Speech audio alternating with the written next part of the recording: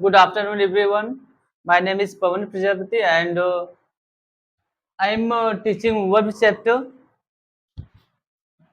And in verb chapter, we have read before it as an introduction only.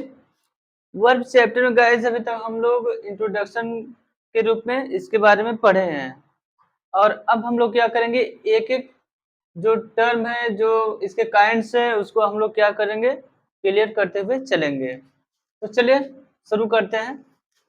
Verb क्या होता है ये सब तो मैं बता ही चुका हूँ। ठीक, अब इसके काइंड्स को देखते हैं। जैसा मैंने आपको पिछले वीडियो में बताया था कि दो होते हैं। ठीक, फाइनाइट होता है और सॉरी मेन वर्ब होता है और हेल्पिंग वर्ब। ये सब डिटेल में आपको बताया गया। ठीक, इसलिए मैं शॉर्ट में लिख रहा हूँ। अब देखिए मेन वर्ब को हम क्या बोलते हैं, लेक्सिकल वर्ब भी बोलते हैं, प्राइमरी वर्ब भी बोलते हैं। हेल्पिंग वर्ब को helping verb, secondary verb, auxiliary verb. Okay, तीन तीन नाम से हम इसको बुलाते हैं जो मैं अभी यहाँ पे लिख नहीं रहा हूँ, सिर्फ बता दे रहा हूँ। ठीक, हमें अभी के लिए क्या करना है कि हमें उस पार्ट को छोड़ देना है, हमें सिर्फ मेन वर्ब पे भी फोकस करना है। अब देखिए मेन वर्ब भी दो प्रकार की होती है। ठीक, कौन कौन सी होती है? फाइनाइट और नॉन फाइनाइट। ठीक, फाइनाइट और नॉन फाइनाइट। अब देखिए फाइनाइट और नॉन फाइनाइट को हम लोग समझते हैं। फाइनाइट वर्ब वह होती है ना जो चेंज हो जाए। और कैसे चेंज हो जाएगी? वह सब्जेक्ट के अकॉर्डिंग चेंज हो जाएगी, टेंस के अकॉर्डिंग चेंज हो जाएगी। लेकिन जो नॉन नॉन मतलब नहीं, तो नो चेंज, ऐसी वर्ब जो चेंज नहीं होती है। It's clear? ओके, फिर अब हम लोग देखते हैं जो फाइनाइट वर्ब होता है इसको दो भागों में बांटा गया। लेकिन उससे पहले अभी मैं आपको ये बताने जा रहा हूँ किस तरीके से आप समझेंगे कि चेंज हो जाती है नहीं होती। इस चीज को पहले हम लोग क्लियर कर लेते हैं तब आगे बढ़ते हैं। ठीक, अब देखिए अगर मैं यहाँ पे लिखूं कि I work to get a job, मतलब मैं काम करता हूं किसी जॉब को पाने के लिए। अब देखिए फिर यहाँ पे क्या है, वर्क है टू गेट। ध्यान से देखिएगा, अगर मैं यहाँ पे लिख दूं कि आई हैड वर्कड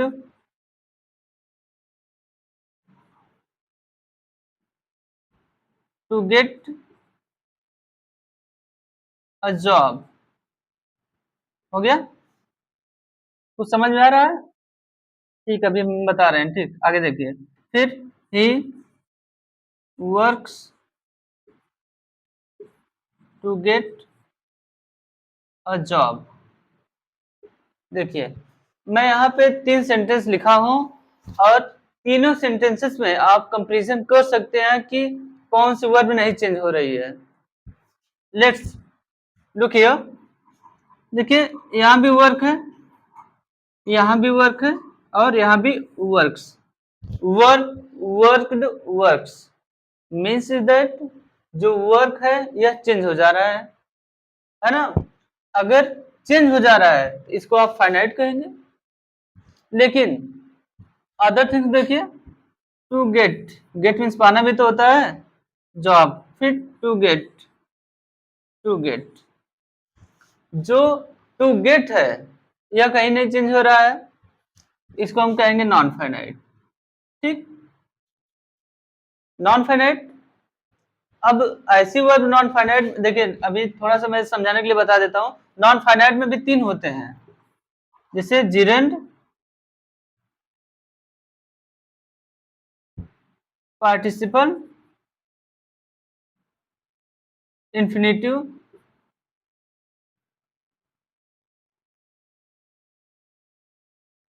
अब देखिए, तो आपको ये समझना है ना कि जब किसी वर्ब के साथ ये तीनों आए, दो दो वर्ब अगर है तो वो या तो जिरेंड होगा या तो पार्टिसिपल होगा या फिर इन्फिनेटिव होगा, तो वह नहीं चेंज होगा।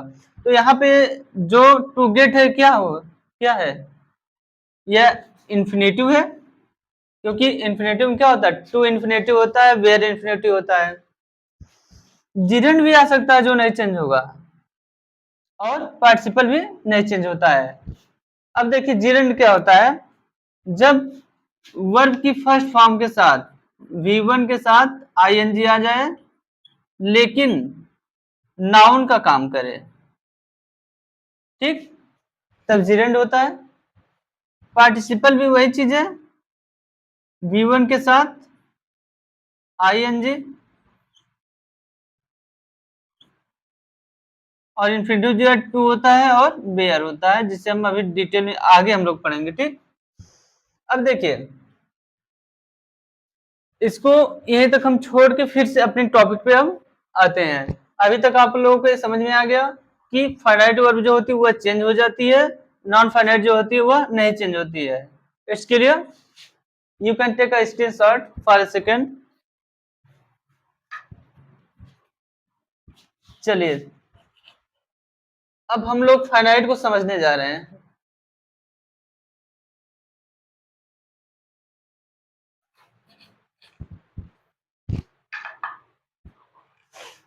देखिए जो फाइनाइट वर्ब होती है, मतलब जो वर्ब चेंज हो जाती है, ये मेन वर्ब का पार्ट है ना, तो यह दो होती है, ठीक।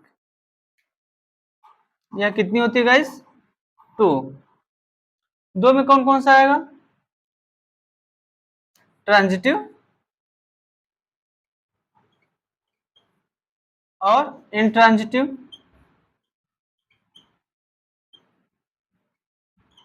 ट्रांजिटिव इंट्रांजिटिव, अब समझना है।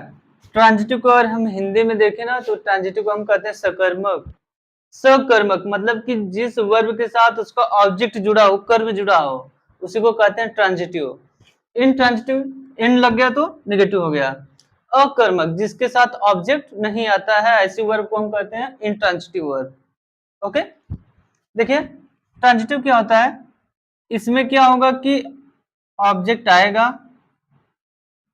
ठीक, और इसमें ऑब्जेक्ट नहीं आएगा, मीन्स नो ऑब्जेक्ट, ठीक। फॉर एग्जाम्पल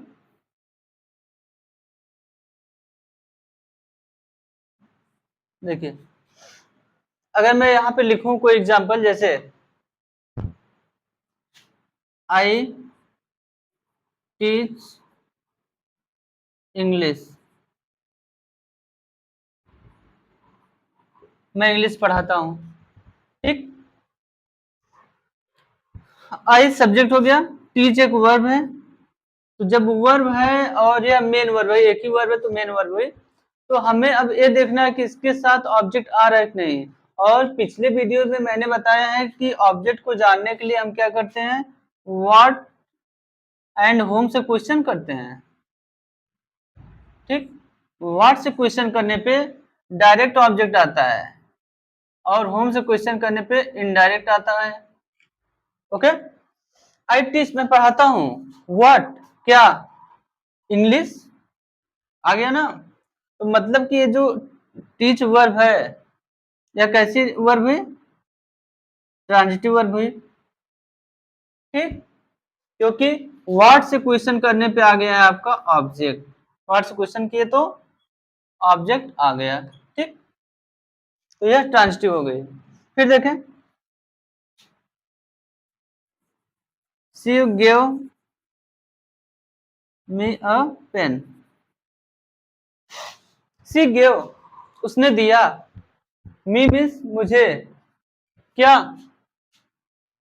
अ पेन, ठीक, एक कलम। तो सी एक सब्जेक्ट है, सी सब्जेक्ट हो गया, गिव वर्ब हो गया, अब बचा मी अ पेन, तो उसने दिया, क्या दिया?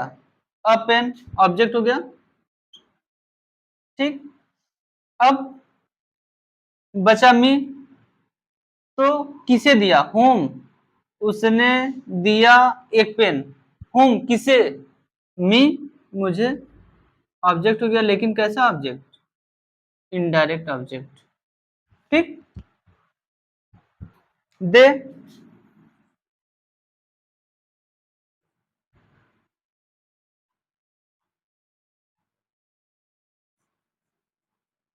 दे had eaten, eaten the food, मतलब कि वे खाना खा चुके थे, उन्होंने खाना खा लिया था। ठीक, अब देखिए, they had eaten, eaten verb, ए भी वर्ब ही है, हेल्पिंग वर्ब हो गया। ठीक, they subject, a helping verb, यहाँ पे मेन वर्ब। ठीक, मेन वर्ब से क्वेश्चन करिए, दे हैड ईटेन, उन्होंने खा लिया था। व्हाट, क्या? खाना, द फूड, ये ऑब्जेक्ट हो गया। तो means is that transitive verb always comes with, contains with object. Okay, now we have to understand about intransitive verb, but before it you can take a screenshot. Okay, let's we understand about intransitive verb.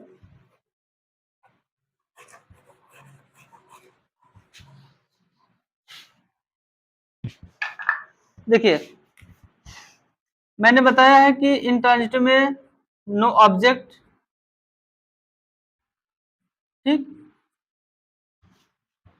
अब example से हम लोग समझते हैं। अगर मैं कहूं the birds fly in the sky, I have used here red markup, sorry for that. The birds fly in the sky, जो चिड़िया ना वो आसमान में उड़ रही है, या फिर the birds fly in the sky, जो चिड़िया वो आसमान में उड़ती है। अब देखिए, the birds सब्जेक्ट हो गया, वर्ब फ्लाई। हम अगर क्वेश्चन करें चिड़िया उड़ती है क्या? नहीं। अगर वेयर्स क्वेश्चन कर दे तो इन द स्काई आ जाएगा, आसमान में। तो जो फ्लाई है इसमें हम व्हाट और होम से क्वेश्चन करने पे कुछ भी हमें नहीं मिल रहा है, तो यह कैसा अब वर्ब हुआ? इंट्रांजिटिव वर्ब हो गया। ठीक, I go to school for teaching, मैं स्कूल जाता हूँ पढ़ाने के लिए। Okay, I go to school for teaching, I subject, go verb, to school for teaching, teaching देखिए क्या है? एक्सीडेंट हो जाएगा। ठीक, और यह इसका किसका ऑब्जेक्ट है? फॉर का ऑब्जेक्ट है, वो अलग चीज है, उसे मैं बाद में बताऊंगा। आई गो टू स्कूल, मैं स्कूल जाता हूँ। आई गो क्या और होम, किससे क्वेश्चन करने कुछ नहीं आ रहा है। ठीक, तो ये भी क्या है? एक वर्ब तो है लेकिन इंट्रांजिटिव वर्ब। तो इसी तरीके से हम कोई भी एग्जांपल ले रहे हैं जिसमें व्हाट और होम से क्वेश्चन करने पे नहीं कुछ आ रहा है, तो वह इंट्रांजिटिव वर्ब होता है। इंट्रांजिटिव वर्ब के पास अपना ऑब्जेक्ट नहीं होता है, लेकिन वहीं पे अगर हम बात करते हैं ट्रांजिटिव वर्ब की, तो ट्रांजिटिव वर्ब के साथ हमेशा ऑब्जेक्ट आता है। ओके, अगर आपको कोई टॉपिक पढ़ना तो भी आप मेंशन कर सकते हैं कमेंट बॉक्स में, और अगर इसमें कोई डाउट हो, कोई सजेशन हो, तो वो भी आप दे सकते हैं। Okay, thank you.